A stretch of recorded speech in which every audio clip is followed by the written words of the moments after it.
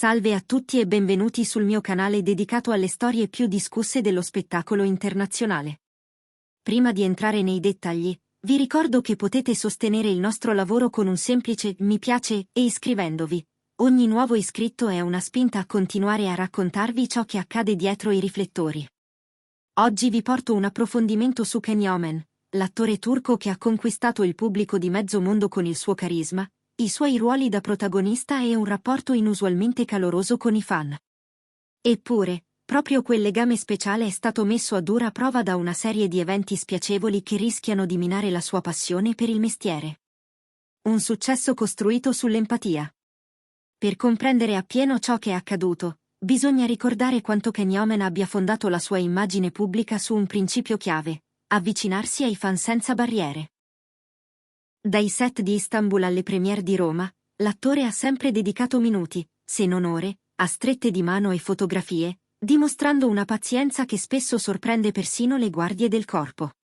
Questo comportamento ha alimentato una comunità globale di ammiratori che si identificano non solo con i suoi personaggi, ma anche con la persona dietro la celebrità. Tuttavia, proprio questa disponibilità ha esposto Can a episodi di invadenza progressivamente più accentuati. Uno dei più rocamboleschi risale a 2 anni fa, quando, atterrato all'aeroporto di Istanbul dopo mesi di riprese all'estero, venne circondato da cronisti decisi a scuotere la sua proverbiale calma con domande provocatorie sulla vita sentimentale. Il risultato? Titoloni sui giornali per l'Ira di Can, foto che lo ritraevano con la mascella serrata e titoli allarmistici su una sua presunta perdita di controllo. Eppure, i video completi mostravano un quadro diverso. L'attore manteneva la gentilezza, alzava appena le mani in un gesto di resa e proseguiva il cammino senza alterare la voce. Il caso sembrò chiuso, ma un seme di malcontento era stato piantato. Il ritorno in patria e la notte della premiazione. Saltiamo a pochi mesi fa. Can Yaman rientra in Turchia per partecipare a una cerimonia di premiazione dedicata alla serialità mediterranea. La location scelta è un teatro storico nel cuore di Sultanahmet, trasformato per l'occasione in un tappeto rosso a cielo aperto. Fin dall'annuncio del suo arrivo, centinaia di ammiratori si organizzano per salutarlo. L'attore, fedele alla sua filosofia, decide di presentarsi con largo anticipo per poter stringere mani, scambiare battute e firmare autografi prima di varcare la soglia. Quella sera, fra flash e cori di incoraggiamento, la fila di sostenitori si snoda per diversi isolati. Seduti all'interno di un pulmino nero, Can e il suo manager osservano la folla. Lui sorride, sa che i minuti concessi fuori dal teatro diventeranno virali in ogni angolo del pianeta. Quando scende, accade ciò che tutti si aspettano: grida di gioia, telefoni alzati, la sicurezza che cerca di contenere l'entusiasmo, ma anche, purtroppo, l'episodio destinato a cambiare l'umore della serata. Una donna, agitando un mazzo di foto da autografare, si fa largo. Ha superato le transenne, spinge, strattona il braccio dell'attore e, mentre i bodyguard tentano di riportare l'ordine, gli sfila accidentalmente la giacca. In un attimo il clamore gioioso si trasforma in confusione. Can cerca di restare impassibile, la security circonda la fan, che insiste per abbracciarlo. Le telecamere immortalano lo sguardo dell'attore. Accenna un sorriso per non scatenare panico, ma gli occhi tradiscono disagio. In meno di un minuto, la diretta streaming fatta da un blogger presente sul posto rimbalza su decine di account, generando commenti indignati sul comportamento dell'ammiratrice. Il silenzio stampa e il timore per il futuro. All'interno del teatro, Can Yaman si ricompone. Sale sul palco, ritira il premio come ambasciatore del dramma turco all'estero, ringrazia in 3 lingue diverse e, da vero professionista, non fa menzione dell'accaduto. Ma dietro le quinte confida agli amici più stretti di sentirsi svuotato. Le giornate seguenti diventano un assedio mediatico, prime pagine che parlano di aggressione, interviste che chiedono se intenda denunciare. Can, fedele alla sua discrezione, sceglie la strada del silenzio stampa. È un'assenza che pesa, perché la sua community è abituata a interventi puntuali. L'attore si limita a pubblicare una foto in bianco e nero del Bosforo all'alba, con una frase criptica: a volte anche gli eroi hanno bisogno di tempo lontano dalla scena. Le speculazioni raddoppiano quando un settimanale riferisce che l'interprete starebbe valutando la possibilità di prendersi una pausa indefinita dalla recitazione. Le fonti interne raccontano che il timore di non potersi più fidare del contatto ravvicinato lo stia consumando più dell'episodio in sé.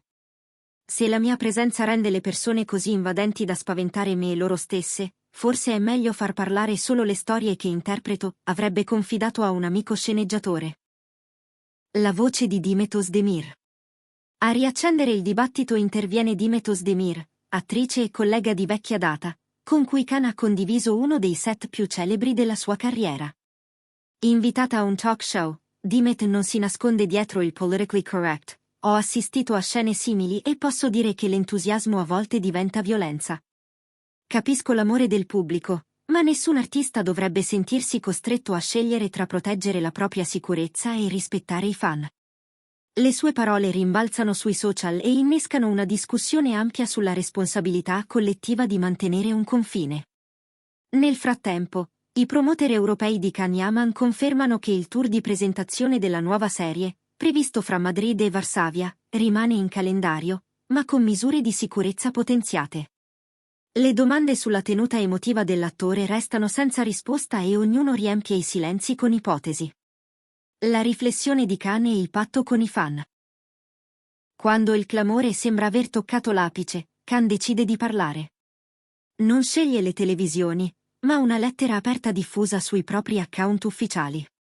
È un testo breve, privo di accuse, ringrazia i sostenitori per l'affetto. Racconta quanto sia difficile conciliare l'amore per la recitazione con la tutela della tranquillità personale e chiede un patto di rispetto reciproco. Se potremo incontrarci in spazi sicuri, senza forzature, non smetterò mai di sorridere davanti a una fotocamera, conclude. L'impatto è immediato, gli hashtag di sostegno superano ogni record, i fan club si organizzano per diffondere linee guida di comportamento agli eventi futuri, invitando alla calma e alla distanza fisica. Alcuni propongono perfino di raccogliere fondi per coprire i costi aggiuntivi della sicurezza, quasi a voler trasformare il senso di colpa collettivo in un gesto concreto di protezione. Tra presente e futuro. A oggi Can Yaman non ha annunciato addii definitivi, ma ha rinviato un paio di set che lo avrebbero visto protagonista in autunno. Le case di produzione, pur dispiaciute per i ritardi, sembrano comprendere la necessità di ridisegnare le condizioni di lavoro. Da parte sua, l'attore avrebbe rifiutato contratti con brand i cui eventi promozionali prevedevano contatti ravvicinati non controllabili. Gli analisti di costume riflettono su un paradosso: il divo mediterraneo che ha fatto del rapporto diretto con il pubblico la sua cifra stilistica ora si trova costretto a negoziare confini più rigidi. Stiamo assistendo alla trasformazione di un modello di fanservice, scrive un critico del quotidiano Cumhuriyet, e la salute mentale dell'artista è al centro dell'equazione. Conclusione. La storia di questa notte turbolenta dimostra quanto sia sottile la linea che separa l'ammirazione dalla violazione dello spazio personale. Can Yaman continua a incarnare l'emblema della gentilezza sotto i riflettori, ma il prezzo di quell'immagine rischia di diventare insostenibile se non sorretto da comportamenti responsabili. Il futuro della sua carriera dipenderà non solo da ruoli avvincenti, ma dalla capacità del pubblico di accompagnarlo in un percorso di rispetto reciproco. E voi, cosa ne pensate? È giusto che un artista debba innalzare barriere per proteggersi, o la vicinanza coi fan resta un valore irrinunciabile? Scrivetelo nei commenti, confrontiamoci. Se il video vi è piaciuto, lasciate un like, iscrivetevi e attivate la campanella per non perdervi i prossimi retroscena dal mondo dello spettacolo. Grazie per essere rimasti con me fino alla fine, alla prossima!